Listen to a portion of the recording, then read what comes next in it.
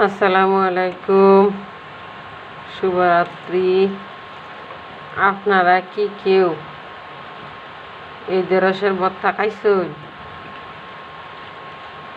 খাইছেন না? আমি ভর্তাটা ফাঁকাইতেছি, দেন। আমরা ময়মনসিংহে ভাষা ঢেঁড়স ভর্তা সবাই খুব পছন্দ করে, তাই আমি লবণ, মরিচ, পেঁয়াজ দিয়ে দিলাম। দিয়ে মরিচটা আমি ভালোভাবে মাখাইয়া ভর্তাটা করব। খুব ভালো লাগে ঢেঁড়স ভর্তা। আপনারা যারা খাইছেন না, ভাই ও বোনেরা, আপনারা কইরা খাইন যে, বুঝছেন? এটার নাম হচ্ছে ঢেঁড়স ভর্তা। ঢেঁড়সটি ভালোভাবে ধুইয়া আগে আগে ধুইবেন, পরে কাটবেন, নাহলে পানি জমে যাবে।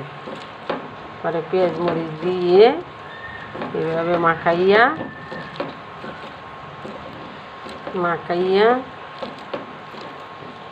পরে আপনারা ভর্তাটা কইরা খাইবেন, দেখবেন অনেক স্বাদ। বুঝছেন? এবার কেউ খাইছো? খাইছেন না? হলে ভর্তাটা দেখি আপনারা কেমন লাগবো। মাখানোর সময় দেখতে একটু কেমনই লাগে, পরে খাইতে অনেক স্বাদ। বুঝছেন? এই যে আমি বাটির মধ্যে তুলে নিলাম। এই যে আমার ভর্তা হয়ে গেল, ঢেঁড়স ভর্তা। যে কোনো ভর্তাই ভালো লাগে।